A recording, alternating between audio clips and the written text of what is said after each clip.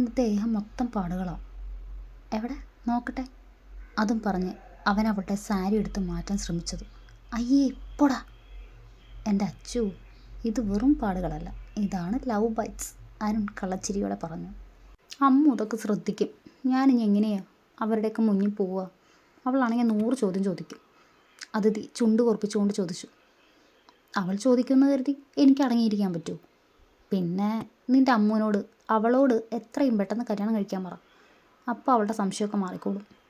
അതും പറഞ്ഞ് അവൻ അവളുടെ മേലെയുള്ള സാരി എടുത്ത് മാറ്റാനൊരുങ്ങിയതും പെട്ടെന്ന് തന്നെ അതിഥി അതിൽ പിടുത്തമിട്ടു.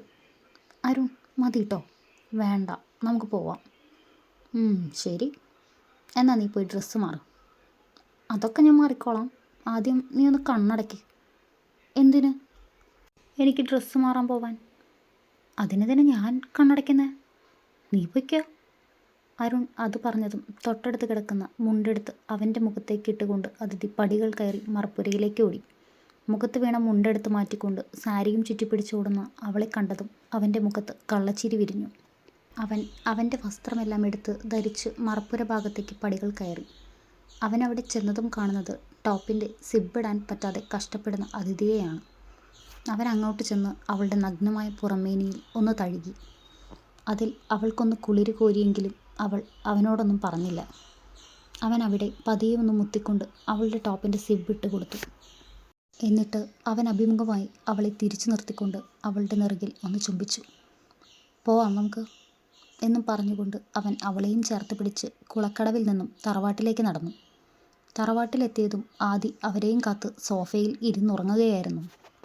ആദി ടാ, പോയി റൂമിൽ കിടക്ക്, അരുൺ ആദിയെ തട്ടി വിളിച്ചുകൊണ്ട് പറഞ്ഞു. അത് കേട്ടതും ആദി ഞെട്ടിക്കൊണ്ട് ചാടി എഴുന്നേറ്റു. മുന്നിൽ നിൽക്കുന്നവരെ കണ്ടതും നിങ്ങളായിരുന്നോ? പോയി റൂമിൽ കിടന്നുറങ്ങടാ. അത് കേട്ടതും ആദി തലകുലുക്കി റൂമിലേക്ക് നടന്നു. അത് നോക്കി ഒന്ന് പുഞ്ചിരിച്ചുകൊണ്ട് അരുണും അതിഥിയും അവരുടെ റൂം ലക്ഷ്യമാക്കി നടന്നു. പിറ്റേന്ന് കാലത്ത് അരുൺ കണ്ണു തുറക്കുമ്പോൾ അതിഥി അടുത്തുണ്ടായില്ല. അമ്മായിയോ മുത്തശ്ശിയോ ഇല്ലാത്തതിനാൽ അവൾ നേരത്തെ എഴുന്നേറ്റ് കിച്ചണിൽ പോയി കാണുമെന്ന് ഓർത്തുകൊണ്ട് അരുൺ ഒന്നുകൂടെ മൂടിപ്പുതച്ച് കിടന്നു. കുറച്ചു സമയത്തിന് ശേഷം അതിഥിയുടെ വിളി കേട്ടാണ് അരുൺ ഉറക്കത്തിൽ നിന്നും ഉണർന്നത്. അരുൺ എഴുന്നേൽക്ക്. എന്താ അച്ചു, കുറച്ചു നേരം കൂടി കിടക്കട്ടെ എന്നും പറഞ്ഞ് അവൻ അവളുടെ മടിയിലേക്ക് തലവെച്ച് അവളുടെ വയറിലേക്ക് മുഖം പൊഴുത്തി. അവൻ്റെ ചുടുശ്വാസം അവളുടെ വയറിനെ തഴുകിയതും അവൾ വയർ ഒന്നുള്ളിലേക്ക് വലിച്ചു. അരുൺ എഴുന്നേൽക്ക്, ബ്രേക്ക്ഫാസ്റ്റ് കഴിക്കണ്ടേ? ദേ ആദ്യേട്ടനൊക്കെ വെയിറ്റ് ചെയ്യാട്ടോ നിനക്ക് വേണ്ടി. അത് കേട്ടതും അരുൺ പതിയെ ബെഡിൽ നിന്നും എഴുന്നേറ്റ് വാഷ്റൂമിൽ പോയി. അത് നോക്കിക്കൊണ്ട് ഒരു ചെറു പുഞ്ചിരിയോടെ അതിഥി അരുണിനുള്ള ഡ്രസ്സെല്ലാം എടുത്തു വെച്ച് താഴേക്ക് നടന്നു. അരുൺ ഫ്രഷായി വന്നപ്പോൾ ഡ്രസ്സെല്ലാം ബെഡിൽ ഇരിക്കുന്നുണ്ടായിരുന്നു. അവൻ ഡ്രസ്സെല്ലാം ചേഞ്ച് ചെയ്ത് പെട്ടെന്ന് തന്നെ താഴേക്ക് ഇറങ്ങി.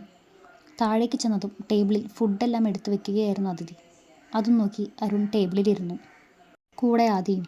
അങ്ങനെ എല്ലാവരും ബ്രേക്ക്ഫാസ്റ്റ് എല്ലാം കഴിച്ച് എഴുന്നേറ്റപ്പോഴാണ് മുറ്റത്ത് കാർ വന്ന ശബ്ദം കേട്ടത്. ശബ്ദം കേട്ട് ആദി പുറത്തു പോയി നോക്കിയതും കണ്ടത് ക്ഷേത്രത്തിൽ പോയവരെല്ലാം തിരിച്ചെത്തിയതായിരുന്നു. അത് കണ്ടതും പുറത്തേക്ക് ചെന്ന് മുത്തശ്ശിയെ സ്റ്റെപ്പ് കയറാൻ സഹായിച്ചു ആദി. അങ്ങനെ അവരെല്ലാവരും ഹാളിൽ വന്നിരുന്നു. എങ്ങനെയുണ്ടായിരുന്നു യാത്രയെല്ലാം? ആദിയാണത് ചോദിച്ചത്. സുഖമായി തൊഴുതു വന്നു മോനെ, ഒരു ബുദ്ധിമുട്ടും ഉണ്ടായില്ല. ലക്ഷ്മിയാണ് ആദിക്ക് മറുപടി കൊടുത്തത്. അപ്പോഴേക്കും അതിഥിയും കീർത്തിയും കൂടെ എല്ലാവർക്കും ചായയുമായി അങ്ങോട്ടേക്ക് വന്നിരുന്നു. നിങ്ങൾ ഒരുപാട് ദൂരം യാത്ര ചെയ്ത് വന്നതല്ലേ, ഇത് കുടിക്ക്. അവർ അത് പറഞ്ഞതും എല്ലാവരും പുഞ്ചിരിയോടെ ചായ വാങ്ങി കുടിക്കാൻ തുടങ്ങി. അരുൺ ഫോണിൽ കോൾ വന്നതും അത് അറ്റൻഡ് ചെയ്യാനായി പുറത്തേക്ക് പോയി. ഒരുപാട് നേരമായിട്ടും അരുണിനെ കാണാതെയായതും അതിഥി പുറത്തേക്ക് ഇറങ്ങി. അരുൺ അപ്പോഴേക്കും ഫോൺ കോളിൽ തന്നെയായിരുന്നു. അരുൺ കോൾ കട്ട് ചെയ്ത് പുറകിലേക്ക് തിരിഞ്ഞതും എന്തു പറ്റി അരുൺ? നമുക്ക് ഇന്ന് തന്നെ തിരിക്കണം അച്ചു. എനിക്ക് അർജൻറ്റായി ഓഫീസിലൊന്ന് പോകണം. കുറച്ച് ഫയൽസ് സൈൻ ചെയ്യാനും നോക്കാനുണ്ട്. ആണോ? ഞാൻ എന്നാൽ അപ്പയോടും അമ്മയോട് പറയട്ടെ എന്നും പറഞ്ഞ് അതിഥി തിരിഞ്ഞു നടക്കാൻ തുടങ്ങിയതും പതിയെ ഒരു സിഗരറ്റ് എടുത്ത് ചുണ്ടോടടുപ്പിക്കുന്ന അരുണിനെയാണ് കണ്ടത്. അതിഥി ഉടനെ അത് അവൻ്റെ ചുണ്ടിൽ നിന്നും എടുത്ത് ദൂരേക്ക് എറിഞ്ഞു. അരുൺ, എനിക്കിതൊന്നും ഇഷ്ടമല്ല കേട്ടോ.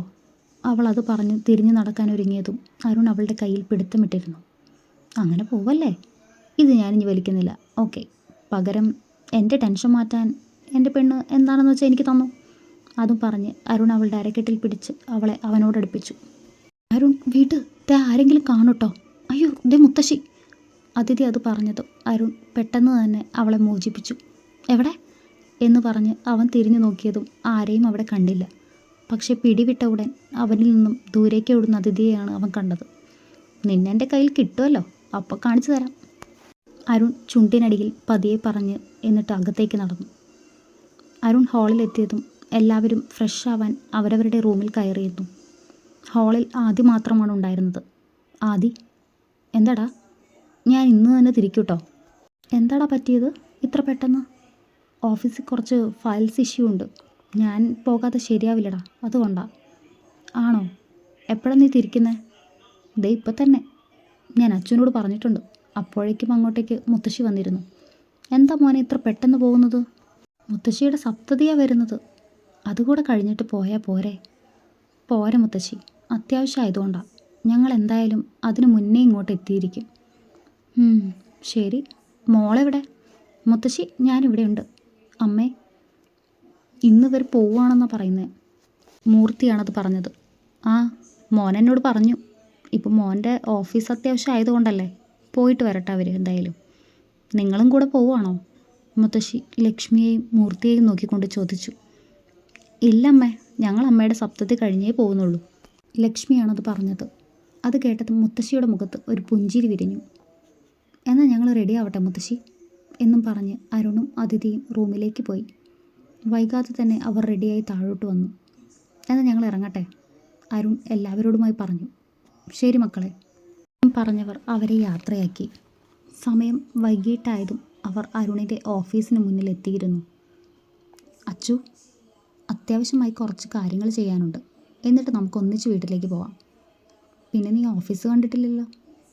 അതും പറഞ്ഞ് ഓഫീസ് മുന്നിൽ കാർ നിർത്തിയതും സെക്യൂരിറ്റി വന്ന് അരുണിൻ്റെ കയ്യിൽ നിന്നും കീ വാങ്ങി. അരുണും അതിഥിയും ഓഫീസിൻ്റെ ഗ്രൗണ്ട് ഫ്ലോറിൽ കയറിയതും അരുണിൻ്റെ അസിസ്റ്റൻ്റ് വന്ന് അവനെയും അതിഥിയെയും കൂട്ടി ലിഫ്റ്റിൽ കയറി ലിഫ്റ്റ് മുകളിലോട്ട് ചലിച്ചിരുന്നു. ലിഫ്റ്റ് ചെന്നെത്തിയത് ആ ബിൽഡിങ്ങിൻ്റെ ഏറ്റവും മുകളിലത്തെ ഫ്ലോറിലാണ്. അവിടെയാണ് അരുണിൻ്റെ ക്യാബിനുള്ളത്. ക്യാബിനിലെത്തിയതും അതിന് പുറത്തുള്ള സോഫയിൽ അതിഥി ഇരുന്നു. ഞാനിവിടെ ഇരുന്നോളാം, നീ വർക്ക് തീർത്തിട്ട് വാ. അവൾ അത് പറഞ്ഞതും അരുൺ അതിഥിയെ നോക്കിയൊന്ന് പുഞ്ചിരിച്ചുകൊണ്ട് ക്യാബിനിലേക്ക് നടന്നു.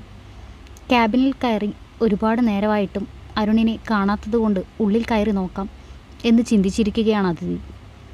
ക്യാബിനിൽ അരുൺ കയറിയതും, സർ, ഞാൻ കുറച്ച് ദിവസത്തേക്ക് ലീവ് പറഞ്ഞിരുന്നുവല്ലോ. അതുവരെ ഇതാണ് പുതിയ PA.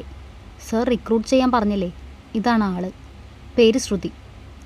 സഞ്ജയ് അത് പറഞ്ഞുകൊണ്ടിരിക്കുമ്പോഴും ശ്രുതിയുടെ കണ്ണുകൾ അരുണിൽ അലഞ്ഞുകൊണ്ടിരിക്കുകയായിരുന്നു. ശ്രുതി, ശ്രുതി. സഞ്ജയുടെ ആ വിളിയിലാണ് ശ്രുതിയുടെ കണ്ണുകൾ അരുണിൽ നിന്നും മാറിയത്. സർ, ശ്രുതി ഞെട്ടിക്കൊണ്ട് വിളി കേട്ടു. താനിതെവിടെയാ? അത് സർ, ശ്രുതി, താൻ ഫയൽസൊക്കെ നോക്കിയിരുന്നോ?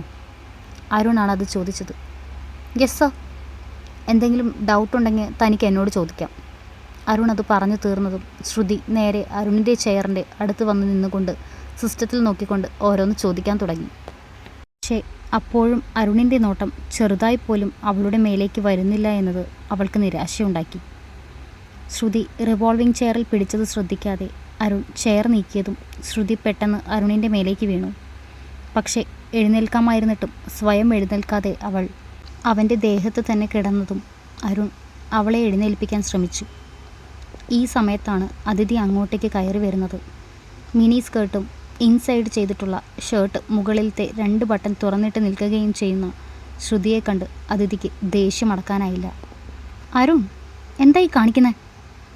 അതിഥിയുടെ ദേഷ്യത്തോടെയുള്ള വിളി കേട്ട് ഞെട്ടിക്കൊണ്ട് അരുൺ അതിഥിയെ നോക്കി. പിന്നീട് ശ്രുതിയെ നോക്കിയതും അവൻ്റെ നോട്ടം നേരെ പോയത് അവൻ്റെ മുഖത്തിന് നേരെയായി നിൽക്കുന്ന അവളുടെ മാറിടത്തേക്കാണ്. അവിടെ ബട്ടൺ ഇടാതെ ഓപ്പൺ ആണ് എന്ന് കണ്ടതും അരുൺ വേഗം തന്നെ കണ്ണുകൾ അടച്ചു. എന്നിട്ട് അവളെ മേലെ നിന്നും തള്ളി മാറ്റി. എന്നിട്ട് അതിഥിയെ നോക്കി. അച്ചു, അത് അവൾ പെട്ടെന്ന് ഞാൻ ചെയർ മാറ്റിയപ്പോൾ. അപ്പോഴും അതിഥി തന്നെ രൂക്ഷമായി നോക്കുകയാണ് എന്നറിഞ്ഞ അരുൺ സംസാരം നിർത്തി. എന്നിട്ട് ഫയൽസ് എല്ലാം സൈൻ ചെയ്തു. ശ്രുതി, ഇത് കൊണ്ടുപോയിക്കോളൂ. ഇന്ന് തന്നെ ഇതെല്ലാം അയക്കണം. ഓക്കെ സർ എന്നും പറഞ്ഞ് ശ്രുതി പുറത്തു പോയതും അരുൺ ക്യാബിൻ ലോക്ക് ചെയ്ത് ഗ്ലാസ് വിൻഡോസ് എല്ലാം റിമോട്ട് വെച്ച് ക്ലോസ് ചെയ്തു. എന്നിട്ടും ഒന്നും മിണ്ടാതെ നിൽക്കുന്ന അതിഥിയുടെ അടുത്തായി ഇരുന്നു. അച്ചു, അച്ചു നോക്ക്. ഞാൻ ചെയർ മാറിയപ്പോൾ അവൾ പെട്ടെന്ന് എൻ്റെ മേലേക്ക് വീണതാ, അല്ലാതെ വേറെ ഒന്നുമില്ല, സത്യം എന്നും പറഞ്ഞ് അരുൺ അവളെ അവൻ്റെ മടിയിലായി കയറ്റിയിരുത്തി. എന്നിട്ടും അവളുടെ മുഖത്ത് തെളിച്ചം വന്നിട്ടില്ല എന്ന് കണ്ട അരുൺ, ശരി എന്നാ നീ പറ, ഞാൻ എന്താ ചെയ്യേണ്ടത്? അരുൺ അത് പറഞ്ഞപ്പോൾ അതിഥി അരുണിൻ്റെ മുഖത്തേക്ക് നോക്കി. അവളെ ഇന്ന് തന്നെ പറഞ്ഞു വിടണം. ഇത് കേട്ട അരുൺ ആദ്യമൊന്ന് ഞെട്ടി. പിന്നീട് അവൻ്റെ മുഖത്ത് ഒരു കള്ളച്ചിരി വന്നു. അപ്പോൾ എൻ്റെ ഭാര്യയ്ക്കും ജലസിയൊക്കെ ഉണ്ടല്ലേ? അരുൺ, എനിക്ക് തമാശയല്ല ഇതൊന്നും. നിൻ്റെ അടുത്ത് വേറൊരു പെണ്ണ് അങ്ങനെ നിൽക്കുന്നത് എനിക്ക് ചിന്തിക്കാൻ പോലും കഴിയില്ല. എനിക്കിഷ്ടമല്ലാതൊന്നും. അതിഥി അതും പറഞ്ഞ് അരുണിൻ്റെ മുഖത്ത് നോക്കിയതും അവിടെ പുഞ്ചിരിയായിരുന്നു. മാറ്, നിനക്ക് ഞാൻ പറഞ്ഞാൽ മനസ്സിലാവില്ല എന്നും പറഞ്ഞ് അതിഥി അരുണിൻ്റെ മടിയിൽ നിന്നും എഴുന്നേൽക്കാനാഞ്ഞതും അരുൺ അവളെ ഒന്നുകൂടി അവൻ്റെ മടിയിൽ അമർത്തിയിരുത്തി. എന്നിട്ട് അവൻ്റെ ഒരു കൈ അവളുടെ ടോപ്പിനുള്ളിലൂടെ ഇടുപ്പിൽ മുറുകി പിടിച്ചു. അരുൺ, എന്തായി കാണിക്കുന്നത്? ഓഫീസല്ലേ, വിട്ടേ. അവളത് പറഞ്ഞതും ഇടുപ്പിൽ മുറുകിയ അവൻ്റെ പിടി അവളുടെ വയറിൽ അലയാൻ തുടങ്ങി. എന്നിട്ട് അവൻ്റെ കൈ വയറിലൂടെ മേലേക്ക് സഞ്ചരിച്ച് അവളുടെ മാറിൽ പിടിമുറുക്കി. അതിലവളൊന്ന് പുളഞ്ഞുപോയി. എനിക്ക് ഇത് മതിയെങ്കിലോ? അതും പറഞ്ഞ് അവൻ അവളുടെ മാറിനെ ഞെരിച്ചുടയ്ക്കാൻ തുടങ്ങിയതും അരുൺ, വേദനിക്കുന്നു എന്നും പറഞ്ഞ് അവൾ അവൻ്റെ മേലേക്ക് ചാഞ്ഞു. ഉടനെ അരുൺ പുഞ്ചിരിച്ചുകൊണ്ട് അവളെ ഇറുകെ പുണർന്നു.